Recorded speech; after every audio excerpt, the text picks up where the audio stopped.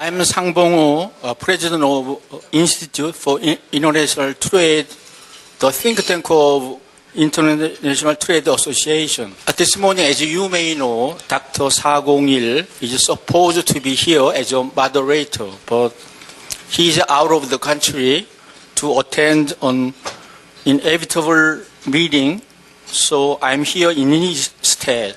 And I would like to open this forum by introducing Dr. Jean-Pierre Lehmann, the speaker to you. As you may know, Dr. Jean-Pierre Lehmann is so well known in the professional world that no introduction is needed. However, let me say a few words. Dr. Jean-Pierre Lehmann is currently Professor Emeritus of IMD and the founder and the former Director of the Avian Group. Professor Lehmann was awarded a PhD in Japanese economic history from the Oxford University in 1976. He acts in various leading capacities in a number of public policy institutes and organizations as an advisor to governments and corporations and as a frequent commentator in the international media. He is the author of several books and numerous articles and papers on international trade, including WTO TDA. His recent book, entitled Peace and Prosperity Through World Trade, was published by the Cambridge University in 2010. As announced in the program, the topic he is going to present is, can the WTO be resuscitated? Implications for Korea and the Asia Pacific. Now I would like to introduce Professor Lehmann to you. Welcome him with applause. Thank you very much indeed for this kind and warm welcome. It's always a tremendous pleasure for me to be in Seoul. I came here for the first time in 1967. So when I was saying this to the person who was accompanying me in the car yesterday, said I wasn't born then. I said, well, very few people were. So there was Seoul was a little bit less crowded. But I have a tremendous amount of affection and admiration for this country. So can the WTO be resuscitated? We have to try. It's not obvious. Let me make a few comments by way of introduction. First, on the concept of trade, I pick up quotations, and I think this quotation, this is a Tunisian philosopher, economist, historian, Ibn Khaldun, who said, through foreign trade, people's satisfaction, merchants' profits, and countries' wealth are all increased. He said this in the 14th century, and that about sums it up. But for whatever reason, while trade does provide these extraordinary benefits, it is also very often an area of conflict, as it may be now. So what's the situation now? What's the state of global affairs so far as trade is concerned in 2012? So I think we can say without too much hesitation that the global trade and investment regime is perilously adrift. When you go to Geneva these days, you're struck by the silence. Many people have left. There is really very little activity at the WTO. Friends of mine who are there tell me that they've improved their golf and that there is really occasionally a flurry of activity, but I think adrift. The Doha Development Agenda has failed and is probably dead. The question was, can the WTO be resuscitated? We have to try. Can the Doha round be resuscitated? I don't think so, and I'm not sure it's a good idea to try. I think that for too long there's been a pretense. I said the Doha round was dead in 2005 and was very much criticized for that. But I think a lot of wasted effort and energy has gone into trying to resuscitate what obviously was not conscious, it was not in people's consciousness as a proposition. Doha is getting a bit of a bad reputation. because the Doha climate talks, which have just taken place, are also rather moribund. But the point I wanted to make in this, of course, is that while what I'm saying about trade, I believe, the trade regime, I believe, is correct, it generally applies to most agenda, or perhaps all items on the public policy agenda now. So what we see happening in trade is happening in regard to climate change and other areas. In fact, I would argue that no global institution is properly functioning, including the G20. I think the Seoul meeting, since Seoul, the meetings of the G20 have shown that they're really pretty empty of any substance, empty of any follow-through, and it's a pity. But I don't see the G20 for the time being capable of giving the kind of coherence and leadership. So in fact, no global institution is properly functioning. The U.S. will not lead on the global trade regime and is more likely to impede. I don't think that there is any commitment on the part of this current administration, nor again, I don't go to Washington as often as I go to Geneva, because it's a little bit further away. I'm half an hour from Geneva, a little bit further. But I don't think that in Washington on the trade front that there's a great deal that's happening so far as the multilateral regime is concerned. So far as TPP and other matters of this nature is concerned, yes, perhaps more, and we can come back to this later on. But the Washington presence in Geneva is seen more as an obstacle than anything else. The South is hopelessly fragmented and rudderless. When Dominique Strauss-Kahn had to resign from the IMF, this seemed to be an opportunity. Thank you. Did you hear me? Should I start over again? No. No. Okay. When Dominique Strauss-Kahn resigned from the IMF, this seemed to be an opportunity for somebody from the South to take the position of at the IMF. But what one saw was wrangling, so the Mexicans, the Brazilians wouldn't support a Mexican, and the Indians didn't want Chinese to support. So I think that one of the issues with the South, and this comes back to the G20 also, and I was commenting on this in a presentation I gave in Buenos Aires a couple of months ago, was that a lot of countries, like the Brazils and the Chinas and the Indians and so forth of this world, said, we want to be at the table, we want to be at the table. Then when they get to the table, there's no real major commitment. So, the South, in that respect, has been also rather disappointing. East Asia is the epicenter of global trade, obviously, and particularly in terms of some of the new technologies that are coming about, the global supply chains, etc. So East Asia also has developed thanks to trade. Korea is the primary, or partly thanks to trade, I should say. Korea is an outstanding example. But there's these territorial disputes. We were talking at our table about the threats of growing nationalism, both in China and in Japan. So while it's the epicenter of global trade, it's also possibly the most dangerous area in many respects, including in respect to trade, whether the Chinese and Japanese situation is going to escalate to some form of trade war. It already is in trade conflict in many respects.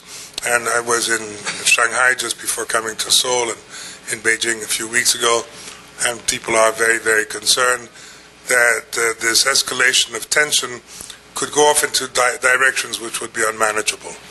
And they were making the point that neither Tokyo nor Beijing really has the qualified kind of people that are able to cope with this kind of situation. So there is a considerable amount to worry from both a regional perspective and from a global perspective.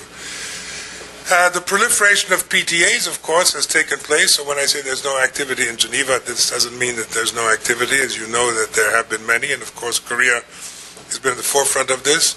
I can say that it's very, very noticeable since the FTA between EU and Korea, the number of Korean cars that one sees in France, for example. I live in Switzerland, but I'm French. I go back regularly. And the number of Korean cars there. So there's no doubt when I'm a multilateralist, very staunchly so, but this doesn't mean that one excludes the FTAs. They can make a lot of sense, but they provide short-term gains. They're not a long-term fix. They're not a long-term solution.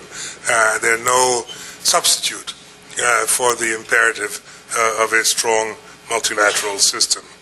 I think also one has to see this in the context that there is, and I worry about this a lot, maybe I shouldn't, but I do, that there seems to me to be a sort of existential and systemic crisis in capitalism particularly since 2008, but I give this quotation from Joseph Stiglitz. Joe Stiglitz, this is in his book, Globalization and Its Discontents, where he said, as early as 2002, today the system of capitalism is at a crossroads, just as it was during the Great Depression. The situation is serious. In Europe, as you know, we're going through a certain amount of pain at the moment. We have particularly a problem of very, very, very, very high levels of youth unemployment. And I think that this is one of the things, what worries me, particularly now that I'm a grandfather of 6 children and next week 7, is the next generation. What are the legacies that we're going to be leaving behind? And I think that the ideological system which should be underpinning the global market economy is just not there. And there have been quite a lot of abuses. So in this context, the WTO may become the League of Nations of the 21st century world economy. Some of you may remember this was a phrase that Mike Moore said after the Seattle fiasco. And he said, my fear is that the WTO will become the League of Nations of the global economy of the 21st century.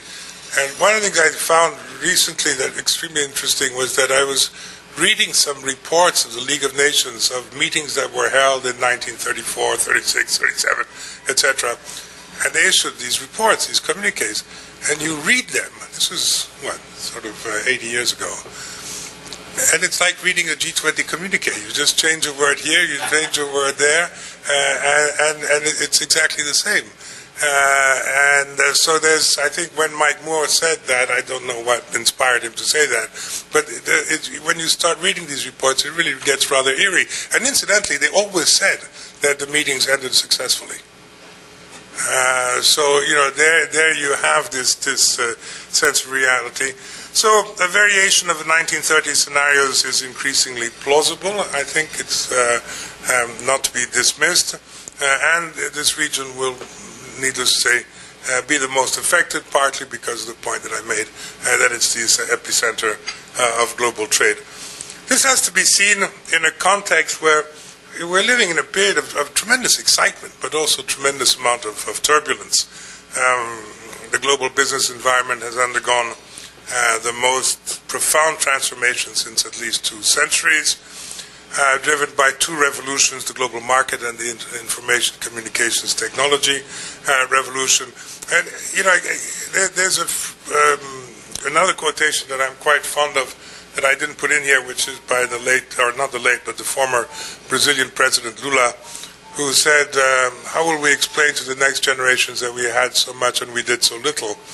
And one of the things, again, that, you look through this, it's a rather pessimistic appraisal, but there's no doubt whatsoever that this transformation of the landscape with these 2 revolutions is really quite striking, particularly the information communications technology revolution. I spent a certain amount of time, somebody's telephone is going, it can't be for me. I was in Bangladesh, which I go to fairly frequently, and thank you. And this is one of the world's poorest countries. But of course, it's striking that you don't see anybody without a telephone. And the implications that this has in terms of developing enterprises and so on and so forth. So these are extremely exciting times, periods of tremendous amount of transformation. We're seeing the atomization of the global supply chain. What I find, for example, now again when I visit countries in Africa or Latin America, very often what policymakers are asking is, how can we get into this global supply chain?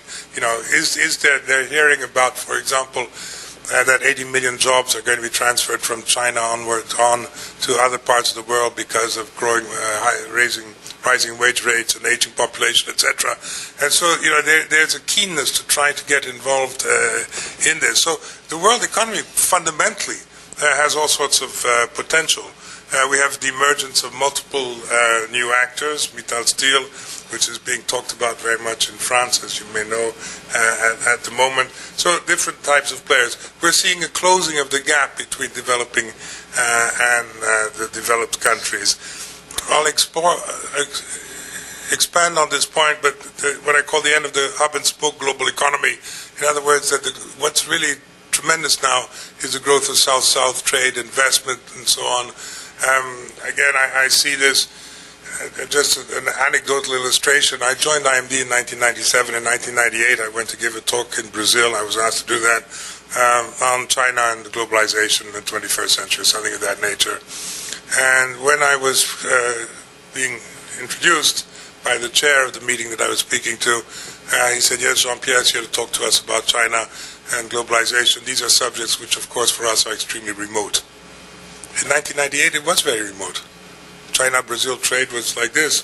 Now China is Brazil's biggest trading partner by far, and this applies generally to Latin America and, of course, to Africa. So the whole patterns of trade investment are changing at a fairly rapid pace. Sugil was asking me about the activities of the Evian Group, which I founded and I no longer chair. I have a successor in place, but a lot of what we're going to be looking at are the dynamics of South-South trade, investment, and so on, which is, of course, very important. So there's a lot of global benefits that accrue, but these are unevenly spread, and there's many daunting challenges. So again, trade is one of the challenges that we see.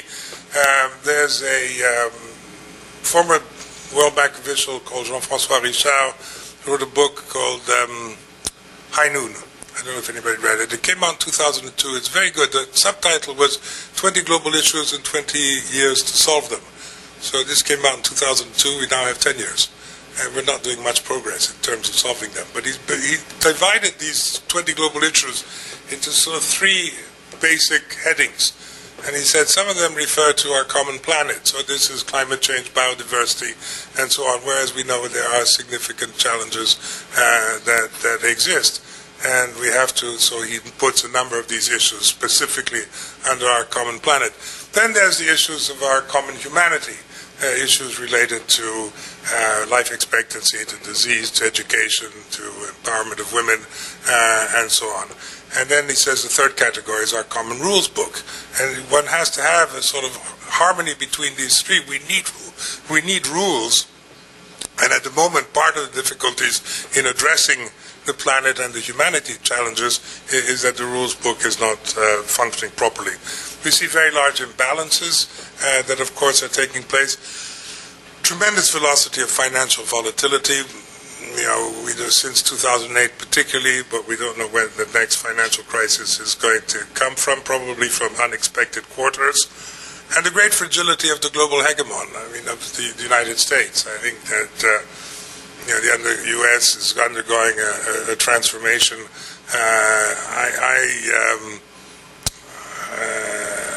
This is not to say that the U.S. is no longer going to be number one. It will retain this position for some time, but increasingly weak.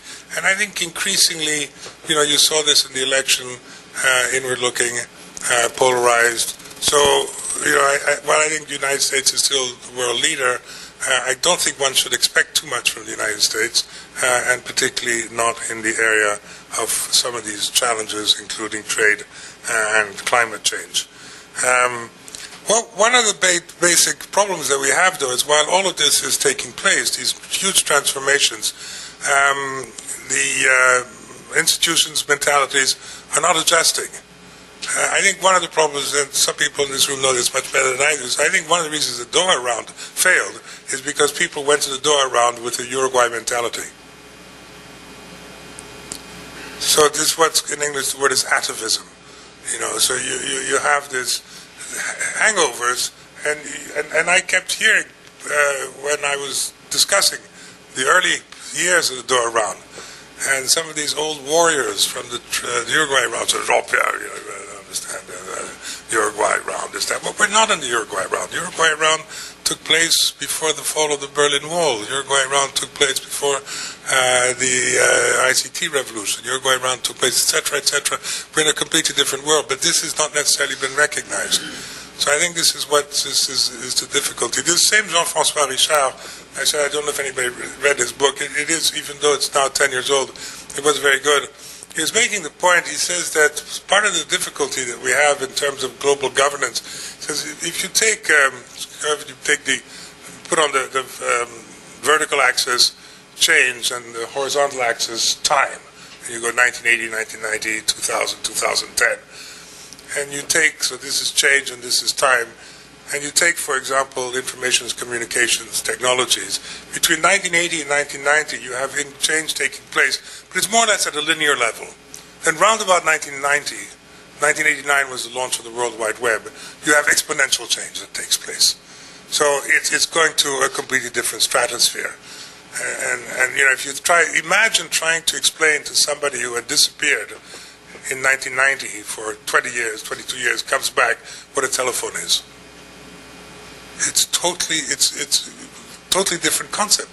Telephone used to be something that's still in 1990, you know, maybe you push a button, but still, you know, single functionality, etc.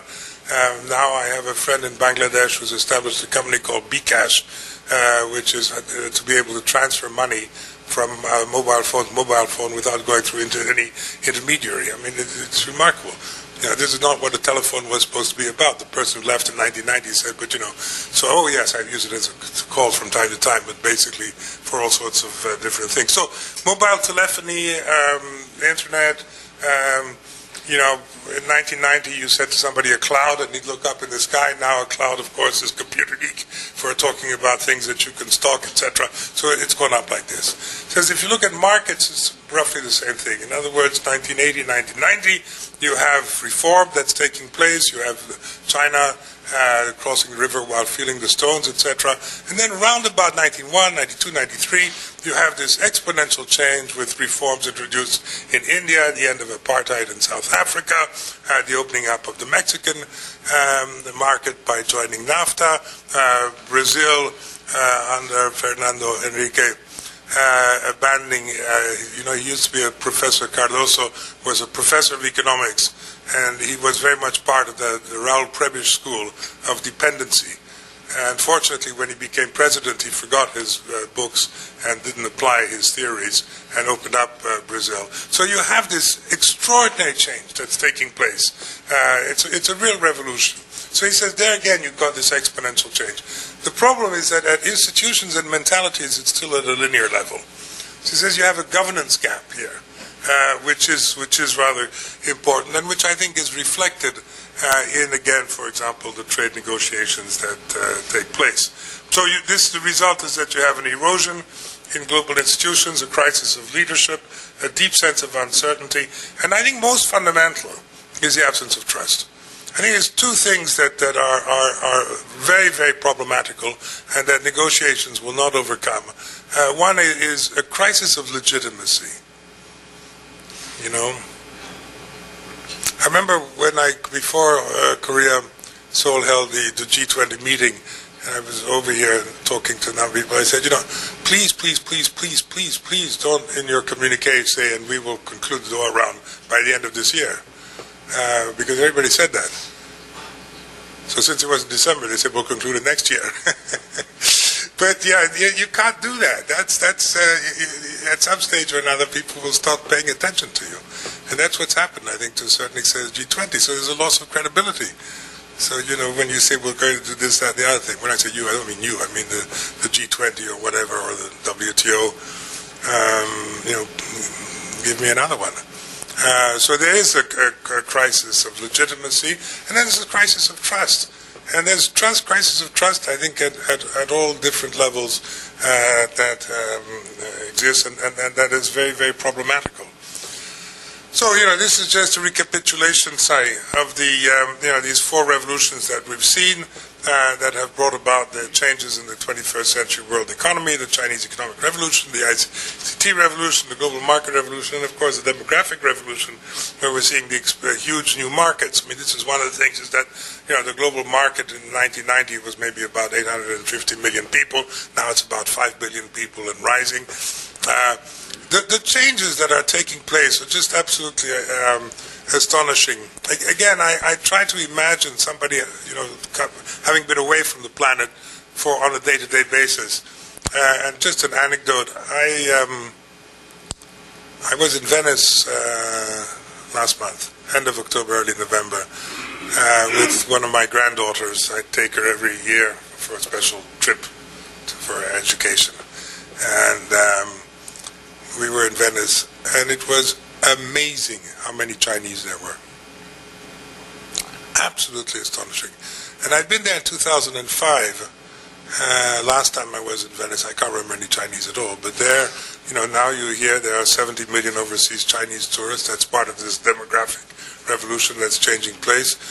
And most of them seem to be in Venice that particular time when I was over there. So the Chinese are bringing this new Chinese bourgeoisie, this new Chinese middle class, is bringing about a tremendous amount of money, revenue into Venice.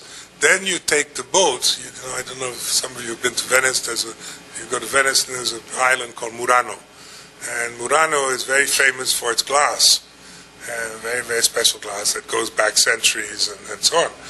And then you walk around and in front of the shops they say, all the glass in here is made in Murano, is not cheap Chinese imitation. And so they see this at many shops. And my granddaughter asked me, what do the Chinese think about this? And I said, well, it's written in Italian and English. It's not written in Chinese. It's okay. But anyway, it's just, I thought, what a sort of little vignette of the world that we live in. And of course, it's another anecdote, again, in terms of these, C.K. Prahalad wrote this great book called The Bottom of the Pyramid. And that term, bottom of the pyramid, has been used very often.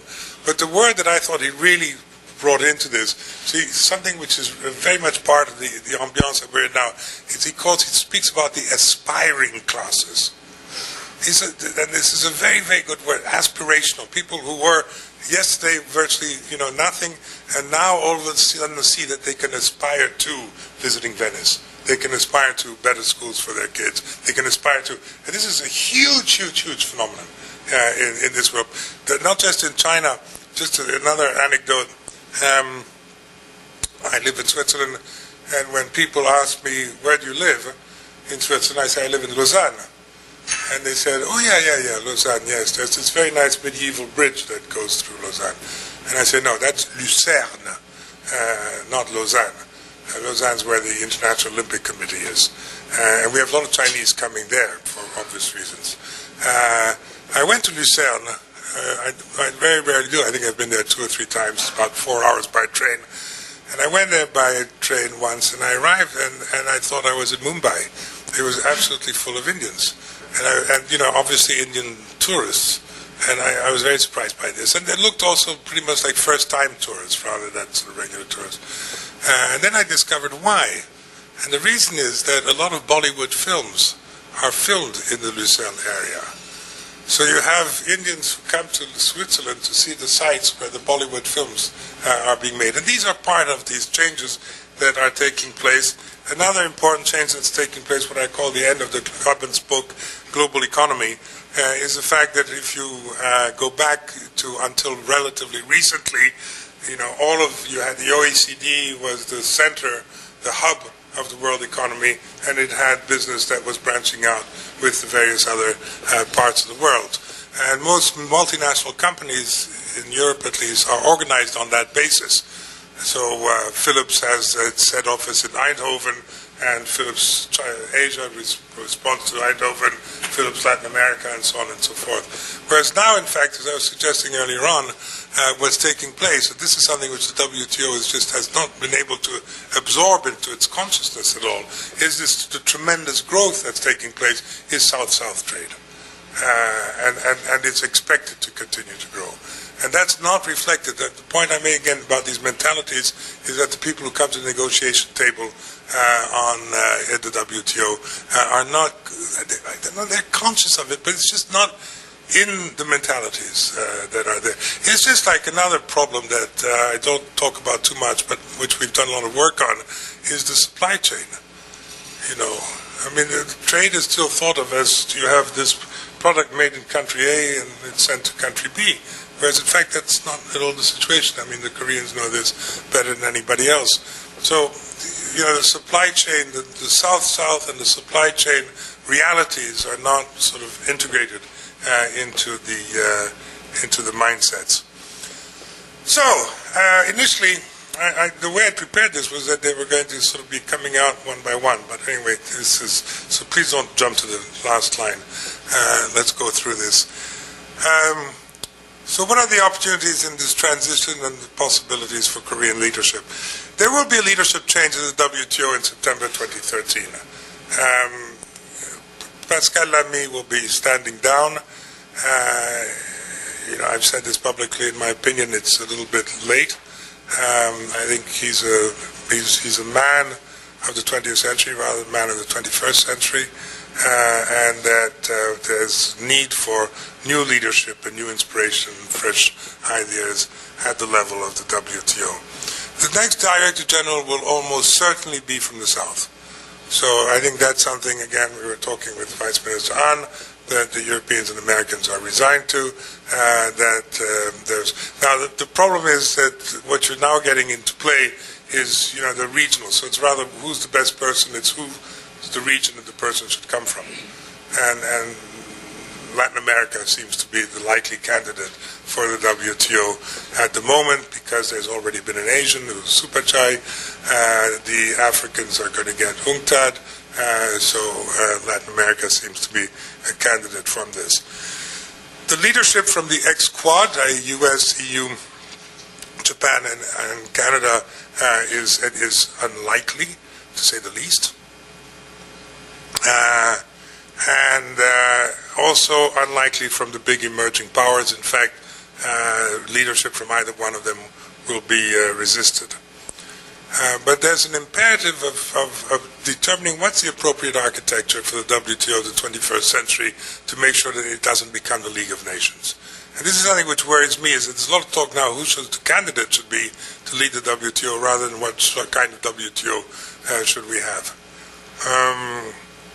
There's an imperative also of ensuring that there's a multi-stakeholder approach to designing the structure that we're going to be needing. There's an imperative of engaging business. This is also something that we're trying very much more to do. I was told that Victor Fung spoke here a short time ago. I worked closely with Victor Fung, and one of the dilemmas is how can we get business to focus and realize that the multilateral rules-based trading system is what lowers transaction costs most and ensures a greater degree of stability in the system. So there's an imperative that. There's also very much, what I feel has been very much lacking in all this sort of trade business. I started off with the quotation from Ibn Khaldun, is that nothing works if there's no vision, no kind of drive. This is my feeling of despondency in respect to the European Union is partly due to the fact that there's no, when I was young, the European Union was a dream. It was something that we aspired to, or something that made us wake up in the morning. And now it's gone. And that's one of the reasons why Europe is in a bit of a rut. And the same thing with WTO. I think WTO should have, you know, some kind of message, some kind of ideal, something to sort of turn people on. And global trade is you know, the quotation from Ibn Khaldun, but there's so many others. So we have to try somehow or other, which is something which the Avion Group did try to do, is to engage the next generations. When I taught my MBA class, the MBAs at IMD are in their mid-30s, so they're not exactly kids. They're going to be assuming leadership positions. And I tell them, you know, what kind of planet do you want? What kind of world do you have to participate in trying to bring about? There's also the imperative of a holistic approach, trade and Now, one of the things that the World Economic Forum in the Global Agenda Council on Trade that I'm working on, we're looking at integrating investment much more, but trade and climate change, trade and development, trade and the various issues that we're talking about. There's the imperative of education and engagement.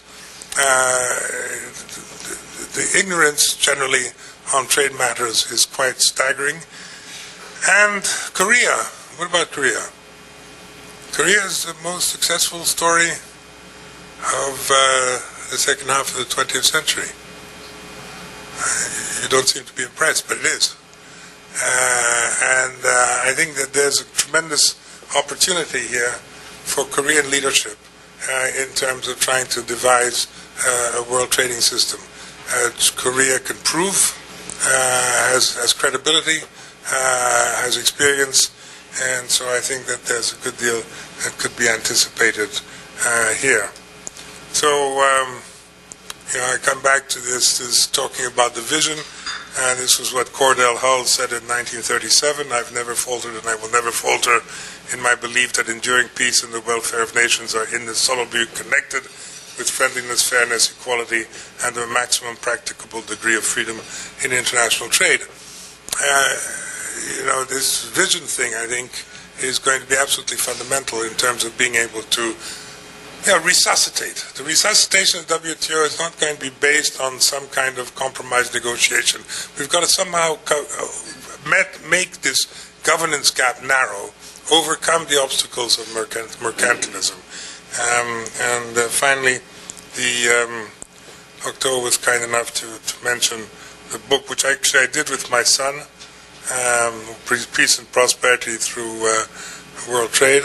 I think that I'm quite convinced that, again, so far as this region is concerned, that trade can be an important vehicle of ensuring, and I don't know whether this quotation is appropriate or not, but anyway, that's what I had to say on the subject of can the WTO be resuscitated. Yes, it can, but not on autopilot. It's not going to happen by itself. It's going to require quite a lot of energy, quite a lot of imagination. But it has to be done. People talk about whether one's an optimist or a pessimist. I say two things. One is that the Brazilians define a pessimist as an optimist with a sense of reality. And I say I'm not really either optimist or pessimist. I'm an alarmist.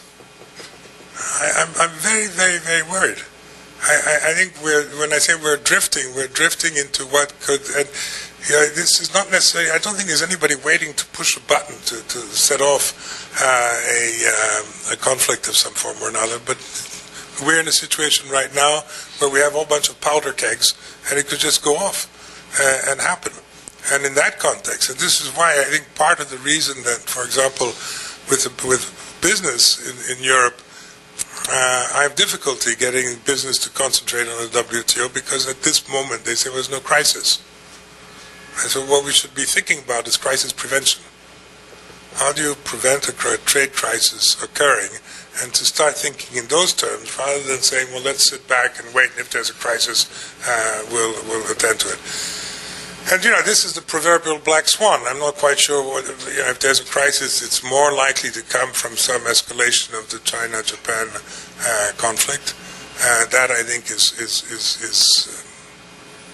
the more likely scenario. But there could be others that could emerge that we're not really necessarily thinking about. When I wrote this book with my son, Fabrice, this was, in fact, commissioned by the International Chamber of Commerce to celebrate their 90th anniversary. The Chamber of Commerce was created in 1919, so the book was commissioned in 2009, appeared in 2010. And it's an interesting story that 1919 was, of course, the end of World War I. And the International Chamber of Commerce was established in Paris by idealistic businessmen. I know this sounds sometimes like an oxymoron, but anyway.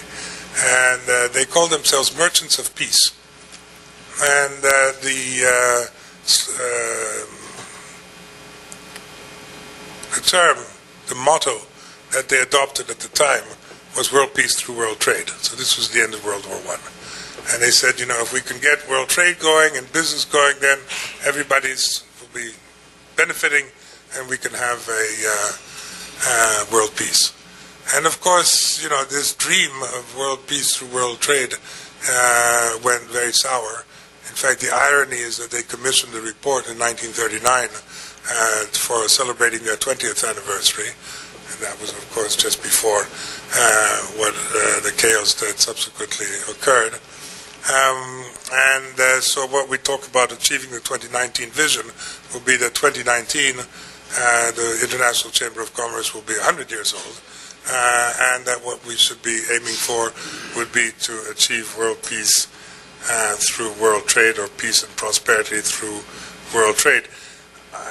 Where I've become, as I said, I'm alarmist because I worry a great deal about this drift.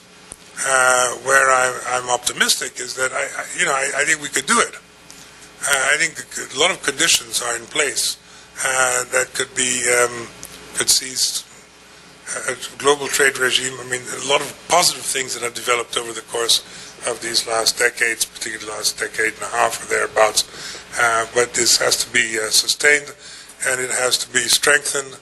And I'm theoretically retired, but I'm going to go on and on and on and on, making this point that we do need a rules-based multilateral trading system that's seen to be dynamic but also equitable, inclusive.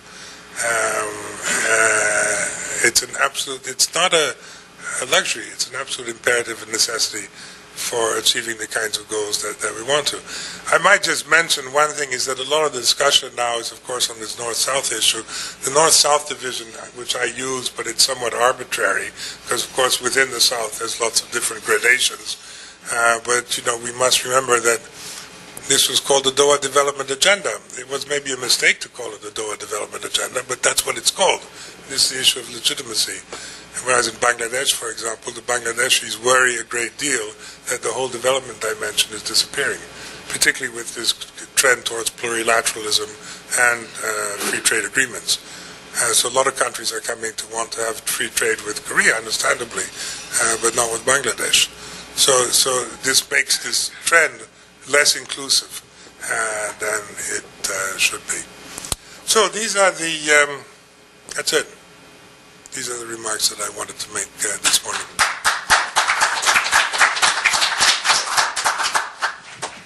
Thank you, Dr. Lehmann, for your excellent presentation.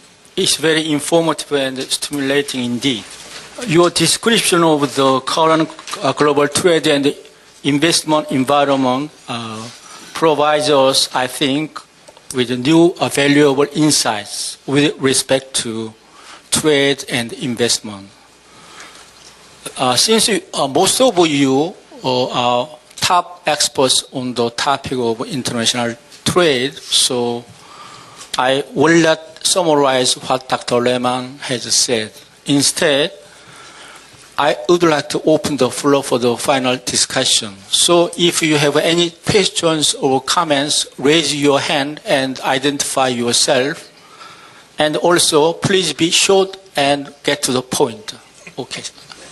Well, once again, apologies. I'm not a top economist. As I said, I represent a small country called India. Dr. Lehmann, compliments for your presentation. Yes, you have been provocative. I think you meant to provoke. I think, yes, you have been alarmist. And yes, you have tried to scare. This is my view. And yes, it has been a rather pessimistic tone. I was hoping, because the topic of your talk was whether we can revive the Doha round, I was also hoping to see a recipe from you. I mean, we know how bad it is. We know it stinks. We know it's difficult. But from someone of your experience and background, I would have loved to hear as to what next. So do you have any thoughts? I know it's a very difficult question, and therefore I'm turning to an expert like you as to, because now with your permission, let me also try to provoke you. And I'm being the devil's advocate, so you'll pardon my attempt to provoke you. I could be wrong, but I take away a couple of comments of yours. You know, you mentioned on 2-3 occasions that there is a growing South-South trade. You mentioned about growth of China, other countries.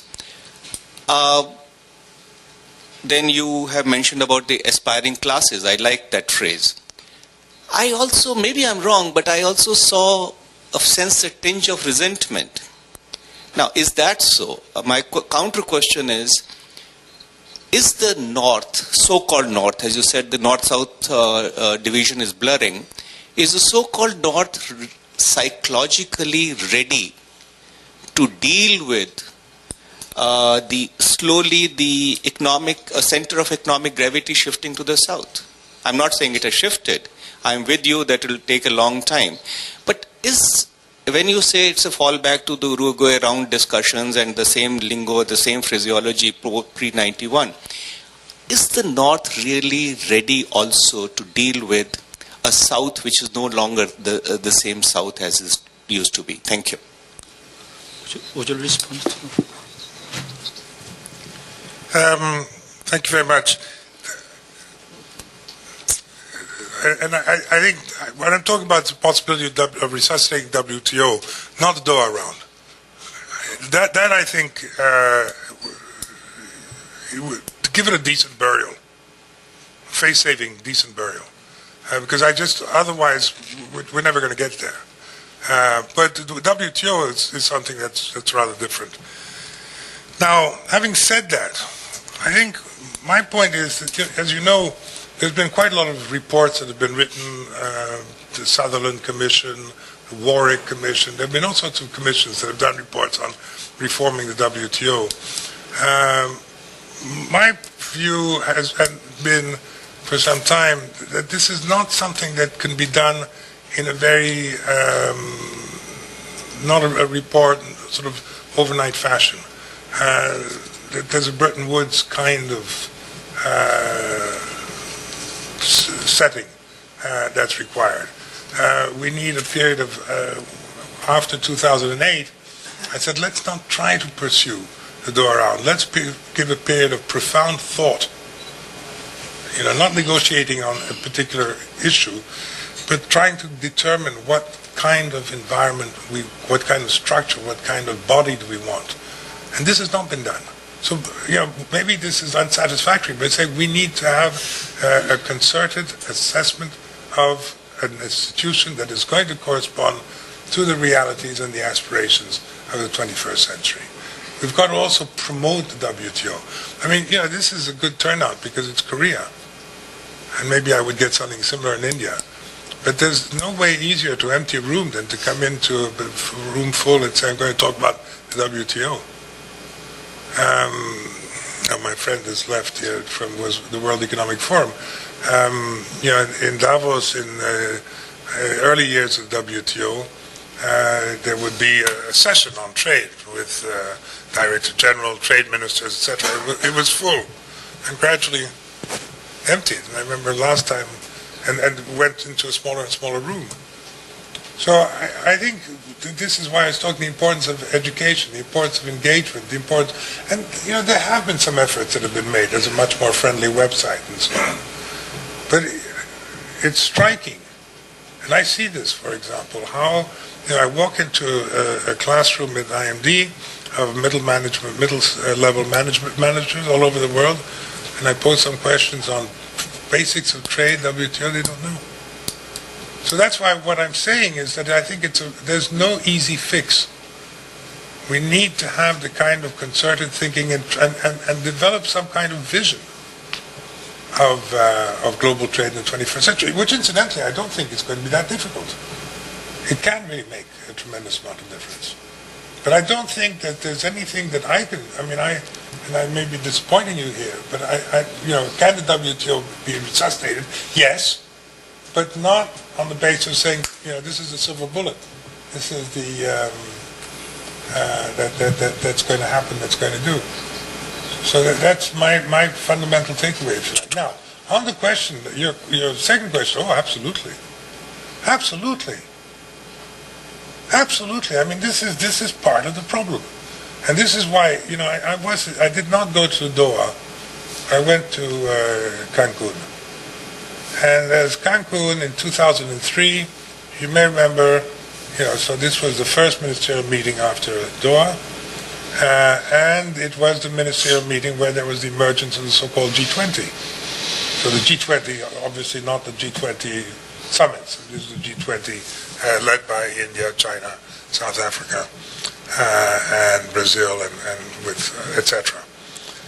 And this came as a complete shock to the EU delegation, the US delegation, Japanese delegation. And because I was a member of an EU business group, I was privy to the discussions that were taking place.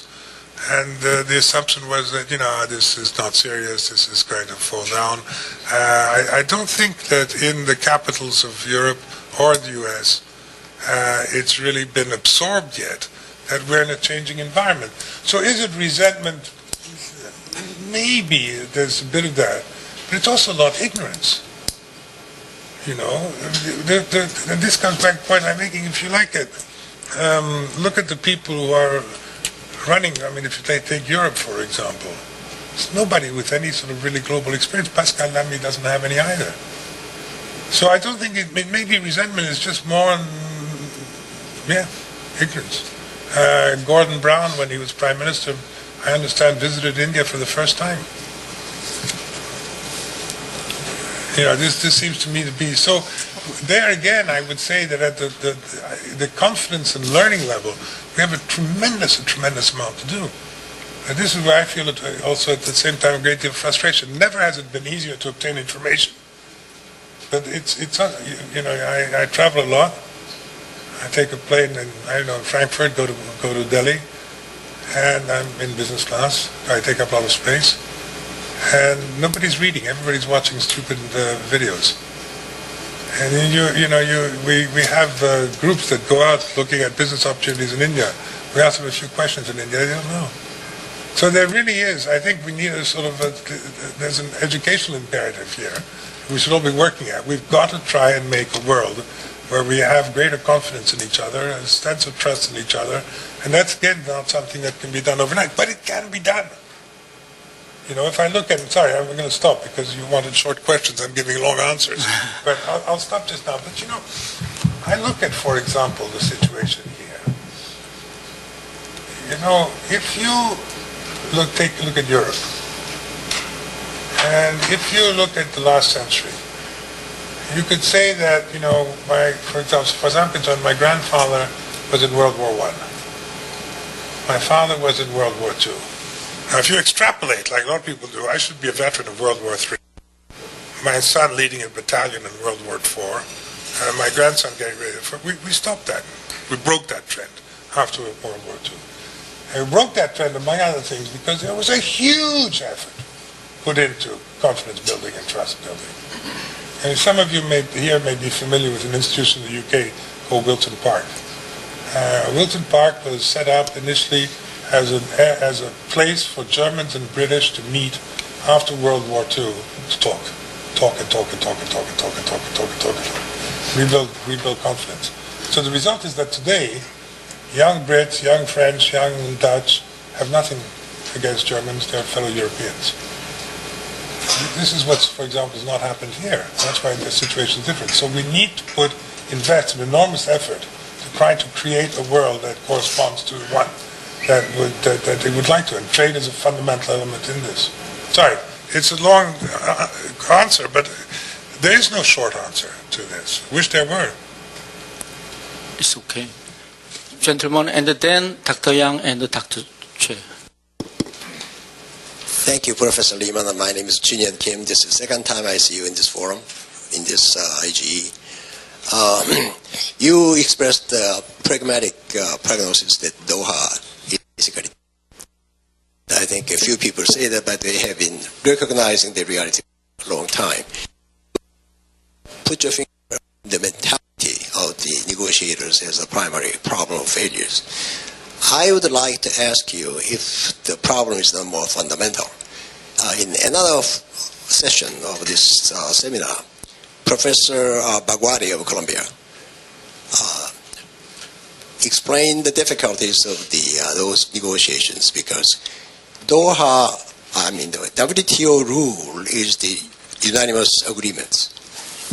And the problem is that so many of the nations do not have enough staff to even read the agenda. You expressed the ignorance. But 200 nations have to agree on items. Many of those nations do not even have staff to read all those proposals.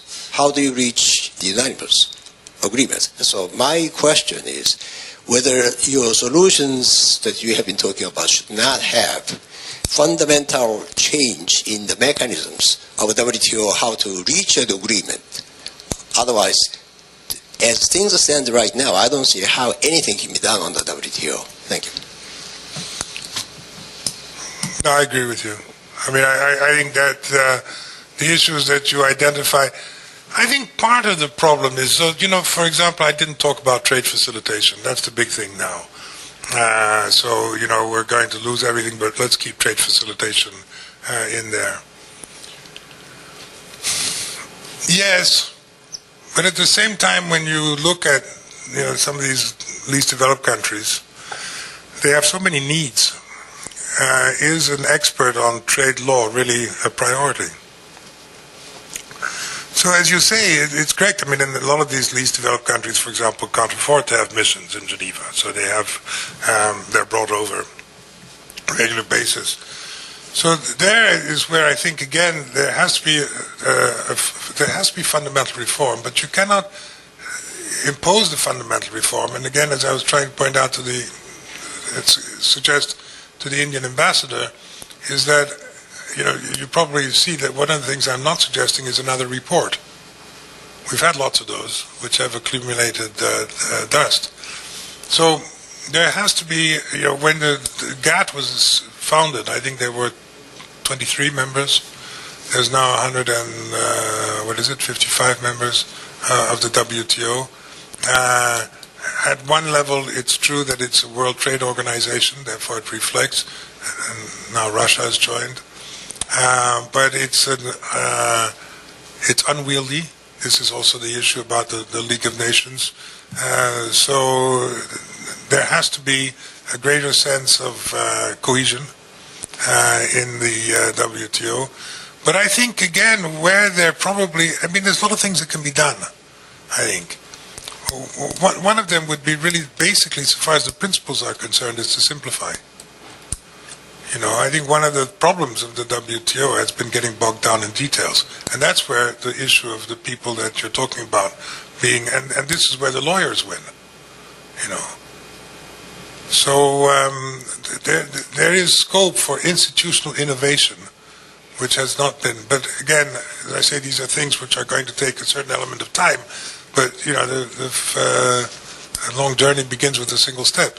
So I think there has to be, first of all, a recognition of an imperative, absolutely, of reform, which is not going to be at a purely superficial level.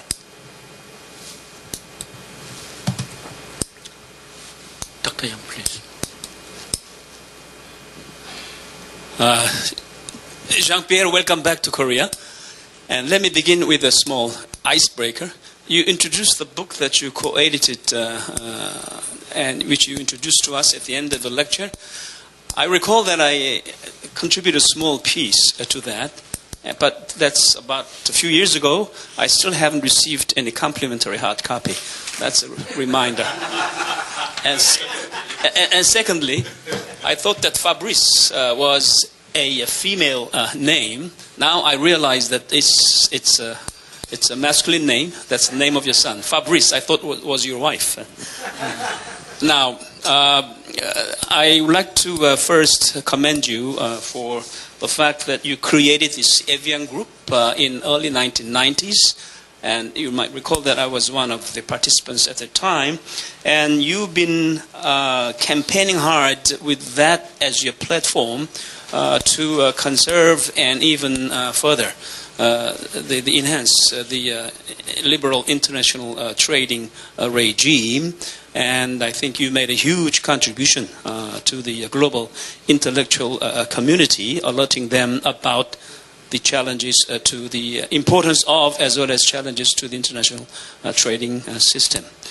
Now, having said that, you've been talking about this morning about the need to resuscitate WTO, and you sounded as though the WTO was dead.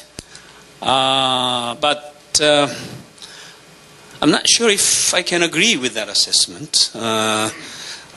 Many things are wrong with this global economic system. The global economic system is in a crisis in many regards.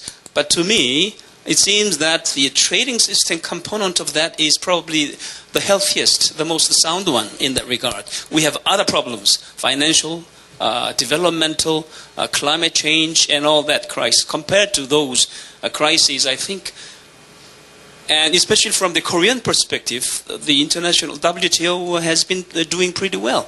This year we celebrate Korea being the 8th largest trader in the global community.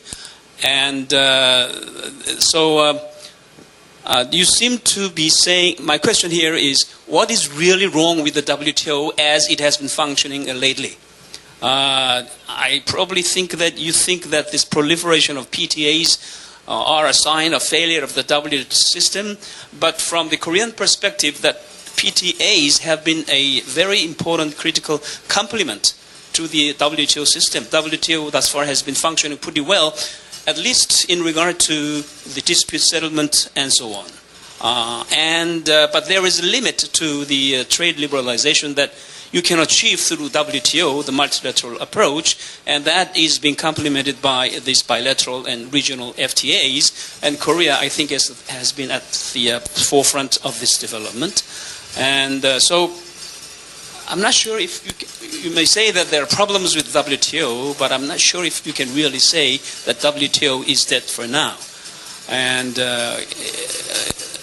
And if we talk about the crisis of the global economy or global economic system, I think there are far more serious challenges elsewhere, especially the climate crisis and planetary environmental crisis. And for that reason, I think that the economic order that was created during the last century is now being it has been in decline for many years, and a new economic order is emerging, and which focuses on this challenge of planetary environmental crisis. And just a month ago, there was launched the so-called Global Green Growth Institute as an international organization here in Seoul. I think that's a latter-day counterpart to the OECD that was created 50 years ago or 60 years ago. And that, I think, heralds the emergence of a new economic order which focuses on those existentialist challenges to this planetary civilization. And you identified four main revolutions to drive the global development in this new century. And you omitted the fifth one, probably the most important one, which is the green growth revolution that I think Korea, my government, has been championing over the last 4 years or so. And finally, you argued for a possible, global leadership to be exercised by Korea to save the global trading system. Now, what do you think the Korea can do if Korea would take your advice seriously? Okay, thank you very much. Firstly, sorry, I think the Doha round is dead. I don't think the WTO is dead. You're talking resuscitation of WTO, Yeah, resuscitate, but that doesn't mean resurrect. So, Oxford English. I think that there's a difference. I mean, I think the WTO and Doha are very difficult to disassociate. At some stage, they need to be disassociated. And that's why I use the term, I said the WTO is adrift. I didn't say it was buried or dead, and I don't think it is. I agree with you that it's functioning better than the financial and climate change talks, but that's not really saying very much, is it? The point again that I've been making is that if we can't get the trade right, if we cannot solve these relatively minor trade issues, how the hell can we solve these much bigger issues of climate change and so on? So I think the WTO is arguably functioning better than the climate change, for example, but that's not much of a consolation. Where I think also, I take the point, and this is one on which I agree with Pascal Lamy, is that his metaphor of the WTO as an insurance policy. In other words, you say the WTO is functioning okay right now, because there's no major crisis, although there's a series of mini crises. The rare earths business, this global trade alert run by Simon Evnet points out that there's really quite a number of countries, including the G20 countries, that are violating the commitments that they made, etc. So my sense, if you like, Sugil, is that we're sort of okay living on top of a volcano and hoping the volcano won't erupt, and that if the volcano erupts, then I think we're not in a position to do something about it. And again, I think on the trust basis. And I know it's a difficult challenge, but look at Russia's just joined the WTO already. There's a sort of conflicts that are taking place, struggles that are taking place, etc. So it's not dead. But I think that Mike Moore's vision of the risk of it becoming impotent and irrelevant is there. And that if there is a real crisis, I don't think that there is that WTO. Again, the dispute settlement works because people are prepared to let it work for the time being, but there's no guarantee that it will continue to do so. So the system's under strain, and I think also, again, I come back to this point about the belief. So I think it's not dead, but it's in a situation of being moribund, that it's lost credibility, that it's lost legitimacy, that it's lost authority, that there's a lot of cheating going around, and that if push comes to shove in terms of a trade conflict, that the WTO will probably not be in a position of being able to prevent it. So that's why I think that it needs to be strengthened and needs to be resuscitated. I think when you talk about the green growth revolution, and I'm conscious of what Korea is doing, it's very impressive, but I don't think it's happened yet. So I don't think I'm omitting it. Inshallah, that it happens. But again, I think at that level, I think Korea is not an example; it's a model. And I think there are very few other countries. And look at the States. There's no green growth revolution that's occurred in the U.S. So, and this is an area, for example, when you say what kind of leadership Korea, intellectual leadership, for example. Korea is famous for having these remarkable think tanks, of which you've directed a few, and which have done a lot for Korea. Does Korea have a global think tank? Korea is well positioned in that it's not China, it's not Japan, and that's stating the obvious, but it's therefore in that respect more sort of neutral territory. It's a threat to nobody. It's respected. It's got, the Korean presence in India, again, for example, is very strong. India, I'm going to say something which is probably not very diplomatic, but Korea, has, I think, no soft power, with the possible exception of Gangnam Style. And I'm sure Koreans don't find that funny. That's why I said I knew they must be getting so fed up with it. But this is where, something for Korea to aspire to be proud of. is to establish that, we're concerned about the directs of WTO. We don't think there's any quick fixes. We have had a fantastic experience in terms of being able to grow in great part thanks to trade. We think there's potential for a global message out there. When you talk about the center of gravity moving, and it is, quite strikingly so, but not intellectually. All of the Brookings and so on and so forth in this world are still the West. So it seems to me that this could be a Korean dream, would be as a contribution. And particularly, Korea has credibility, and it's got no particular axe to grind. You're doing fine. As you say, you've got a lot of FTAs, and I know how highly appreciated they are. I was in Chile some time back, and they see the FTA between Chile and Korea as one of the sort of really high points of their achievements. And I had some very good Chilean wine last night with my dinner. That's an example of a benefit.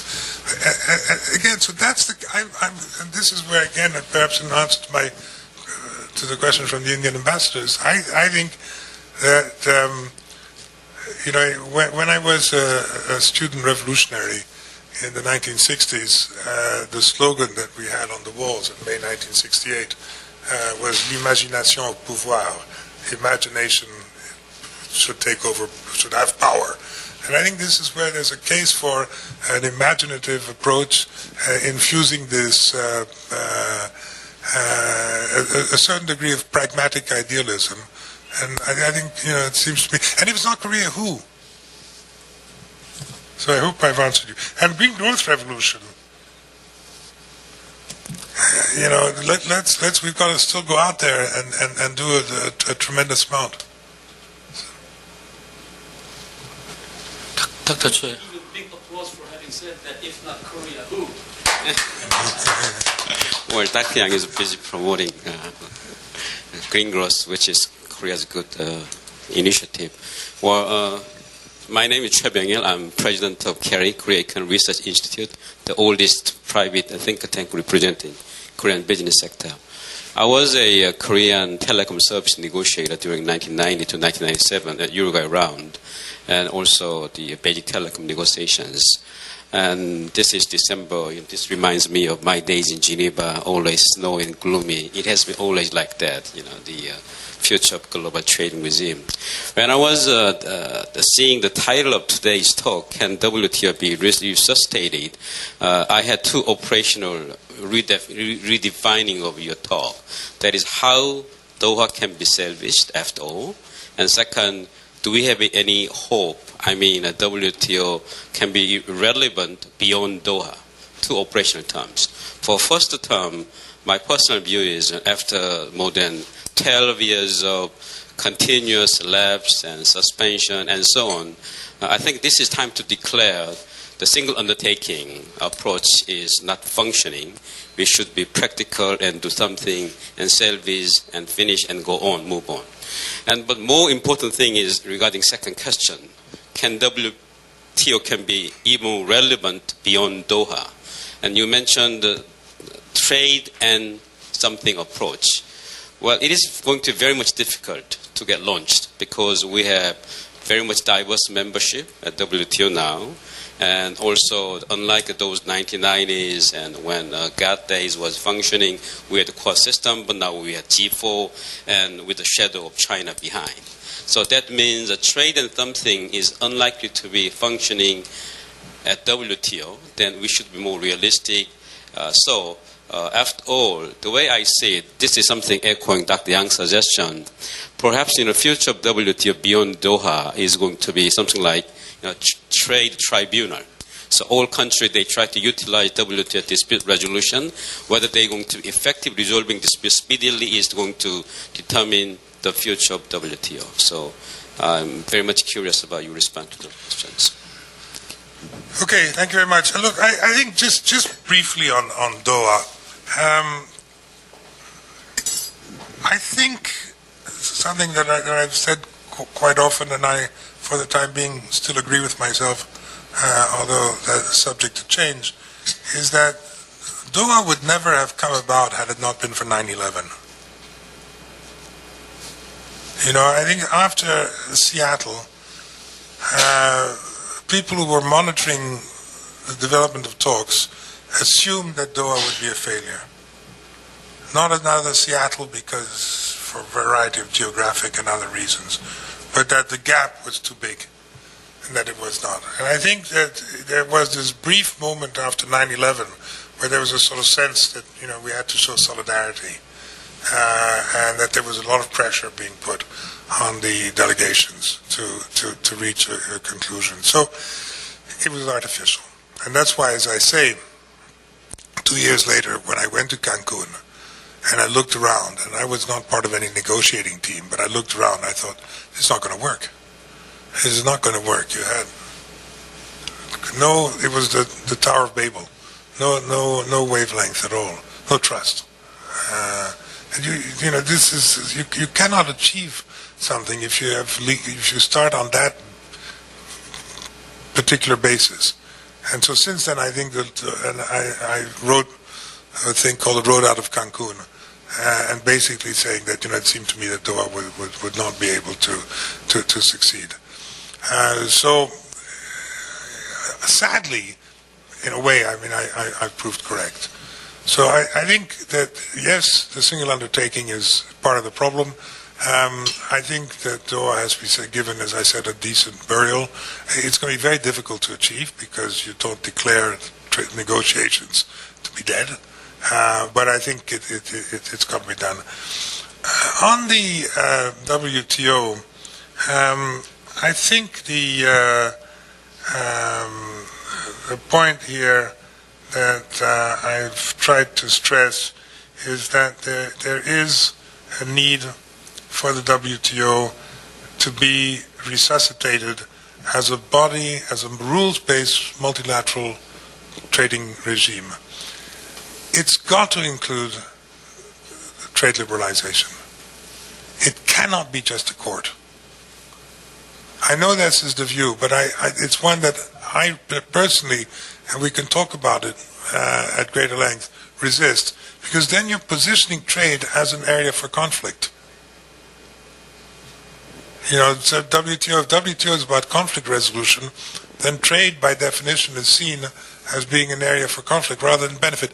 One of the things that, for example, and here Korea is maybe not the model, why is it that virtually everywhere in the world, if you go out and you say, we're going to export, people say, and if you say, we're going to export, boo. The benefits of trade are as much in imports as in exports, if not more so. There was a very, very good article on a speech that Jeff Immelt of GE made in support of Obama's double or triple or whatever it was, exports over the next 5 years. And it was pointed out in that speech, he mentioned the word export, 50 times. Didn't mention imports once. But how would GE survive without imports? So what about this is the kind of thing where I feel we've really got to get down to basics and put the pressure on the Jeff Immelts of this world and say, look, point out that the 100,000 jobs that you have in the U.S. are there in great part because you're able to import from Malaysia, from Mexico, from Korea, and so on, in order, whether it's to manufacture your refrigerators or your engines. So these are the kinds of things which I think, and we've got to try to again, a point that Suga will remember, and we gave up a little bit on this one, but the Evian Group said, can we try to get out of this mercantilist mindset? So long as you're in a mercantilist mindset, and my export gain is your loss, is going to be very difficult. So then if you say, well, we don't want to have too much conflict, so therefore we've got this WTO dispute settlement unit, and that's what it will do. I think that might work for a certain amount of time, but then ultimately, I was suggesting to Sugil, at some stage or another, if the WTO has lost its philosophical reason for being, and if at some stage or another, you have a big power that says I disagree with this decision, I'm leaving. I mean, this is when Mike Moore talked about League of Nations. Remember that part of the problems with the League of Nations was when countries like Japan, for example, exited. So you could envisage a country like China or like the U.S. saying, we don't accept this resolution, we're leaving. And then the WTO really is going to look more and more like the... So I think that there's no alternative to infusing it with the philosophy of Cordell Hull, which I suggested, and to return to liberalization, and then to look at the various alternatives that exist. As I said, the Bangladeshis of this world are very worried. They're not going to be able to benefit all that much from a dispute settlement unit because they don't have the muscle. Yeah. Thank you. I'm the ambassador of Switzerland. Good. 3 fast observations and 1 question. The observation, I think I'm looking forward to read your book, but I think also in this region we all the times have to remind also people that trade is a good condition, but it's not a sufficient condition to keep peace. I think we are always referring to the time before the First World War. Secondly, it's very refreshing, Professor Lehmann, to have somebody blunt like you who takes the floor like that. I think that's very important that we have people who speak very frank.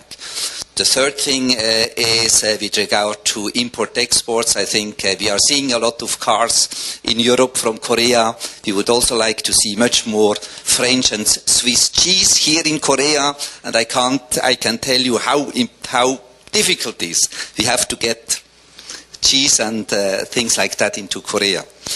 My question is the following. You have always been a bridge between government and the private sector in the past.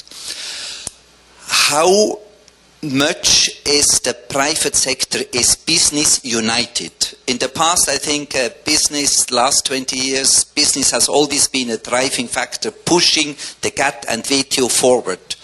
And is business still a driving factor? Are they united? Do they know what they want? Or is that also a problem? Thank you. No, it's a big problem. It's a big problem, and I think you cannot. I mean, this is something. Incidentally, I mentioned Victor Fung, and I'm a great admirer and friend of his. But where I disagree with him is that he says business, and then he uses it as a sort of as a collective noun. I'll just give you an example. We ran our plenary meetings at the Evian Group, where we had them in Switzerland virtually every year, except 1 year where it was held in the Netherlands. And the Netherlands has the reputation of being an open economy, etc. And I remember during the meeting, the Director General for Trade said that in The Hague, in the Trade Department, 65% of the calls that they get from business is to seek protection. And that's partly, again, because if you're doing very well, then you're not going to call the trade ministry. I don't need it. So you're not going to call up Bern or The Hague or whatever and say, I just want to tell you things are splendid and I'm looking forward to having more cheese sold in Korea. When you have problems. But this is, and I think that this is, so if you ask people, give me the 5 reasons or 4 reasons for the failure of Doha, lack of business support is almost always going to feature. And I think the view is that business felt that they had achieved basically, at least Western business, felt that they had achieved what they wanted with the Uruguay round. And that beyond that, they had no particular concern about that. So what people like Victor Fung, and there are others, some of the people, Helmut Maucher, the former chairman of Nestle, were able to take a much broader view and say, that ultimately there has to be a collective interest of business, because if we go into a fragmented world economy with rising barriers and so on and so forth, this is going to make transaction costs much more difficult, and it's going to make business much more difficult. But it's very difficult to get business to think in terms of the public good. And even when you say, look, the public good, the better the public good, the better is your private gain. I was, sort of writing a piece recently saying that, good governance will help business, and if you have global governance. And the difficulty also, particularly here, is at the level of the small and medium-sized enterprises. Because if you have rising barriers to trade, which you do have, incidentally, Sugul, to a certain extent with these proliferation of FTAs and rules of origin, etc. But for a company like Nestle or Novartis or whoever, I mean, they have very deep pockets. So, so trade lawyers will do very well, but they can afford them. So small and medium-sized enterprises, and this is where, again, where I back Victor, is Victor saying, small and medium-sized enterprises are the employment makers in the world. And the more opportunities they have to get gains from trade, the better it'll be for employment possibilities. But if they're facing complex barriers, they don't have the means to be able to overcome that. Something I didn't talk about either, which of course is a problem right now in the area of trade, is finance. And this is a serious issue, the absence of finance, particularly for small and medium-sized enterprises. So this comes back to if you like, these interconnections. Yep. Because of time limitation, let me just have one more. Yeah, Dr. Yang, please be short. Yeah. I know that there is no other persons who would like to speak, so I took the floor. Dr. O, we should not let Professor Lehmann off the platform this morning without having him answer my following question. Okay. A few months ago, he contributed an article to the Financial Times criticizing Japan for its policies on history and other on the history issue, as well as its policies toward its neighboring countries. So my question, to sort of sum up that argument here, what is wrong with Japan? It's difficult. If any. No. There's. I'm going to be talking about this this afternoon. Japan's. I'll try and answer. Japan's a country I know quite well. I speak Japanese. I lived there. I did my PhD on Japanese economic history. And Japan was a country that in the 60s and 70s was really quite exciting intellectually. I don't know what happened. It's become very inward-looking, very narcissistic. The theme that I'm talking about this afternoon is that in the 1870s, a famous Japanese philosopher called Fukuzawa Yukichi wrote a pamphlet called Datsa, Leaving Asia. And Japan then underwent a sort of process of westernization. And then it went from Westernism to nativism without having gone through any sort of Asianism. So there's a strong sort of tradition of nativism, of nationalism, and now Japan has become just amazingly inward-looking, and I can't understand exactly why. You've read this, that whereas countries like Korea, China, India, etc., the number of students going overseas is increasing. In Japan, it's dramatically decreasing. A few years ago, I got a telephone call from the European correspondent, head of bureau of Yomiuri, who wanted to interview me about something or other, I can't remember. And I was in my house in France, in the west coast of France. I said, yeah, you can interview me, but you'll have to come here. So he came over, a very nice guy. And so we invited him to have lunch. And my wife asked him, she said, being a correspondent of Yomiuri in London must be very, very tough, very, very competitive to, get there. And he laughed. He said, no, it's very easy. Nobody wants to come. And so it's and I was saying this to Vice Minister Hahn earlier on when we were talking about it. It's amazingly inward-looking, insensitive. And I worry, and I agree with you totally. By the way, that trade is a good but not a sufficient cause for peace. We didn't talk about the possibility of a Korea, Japan, China FTA, but that I think is a very, very distant horizon. And there's a trust issue. So, I don't think there's any silver bullet on that one either. But I think, and this is where I come back to mindsets and mentalities. Japan is a very, very closed, inward-looking place. I wrote a book called Japan's Open Future, an Agenda for Global Citizenship, or something like that, which sold reasonably well everywhere except in Japan. So it's a bit of a lost cause, I think, at the time being. But that, I think, is a problem, is inward-lookingness, insecurity. I think, again, I was saying, Vice Minister, we were talking, the danger of hubris. And I don't think Korea ever got that. But Japan got it big time. And China's got it a bit right now. And that's very, very dangerous. And so Japan went through this. When I was in Japan, say in the 60s, doing my PhD, in the 70s, I was visiting professor at university in Sendai, Tokudai. And the Japanese were very curious. They still felt they wanted to learn and so forth. Then it got to the 80s. This was the Japan that could say no. Ishihara and Morita. And that's when I started falling out of love. I was never in love, but I mean, there was a tremendous amount of hubris. And now the Japanese have failed, I guess, in a sense. And so they sort of went back into, and I think a lot of Japanese, I think in a nutshell, that's roughly it. I think Abe is going to make it worse. That's it? I'm sorry to end on that note.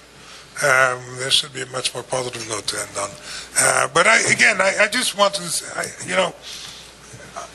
I want to stress I'm alarmist. I think it is in order to be alarmed. I think it's very dangerous to be complacent. But I'm not pessimistic.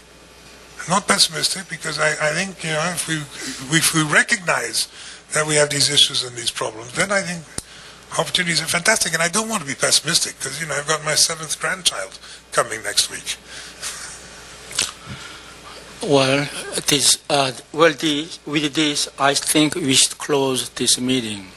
From a technical point of view, we have run out of time. So in closing, I truly believe that this meeting promoted an active exchange of information, expertise, and views. So let me once again thank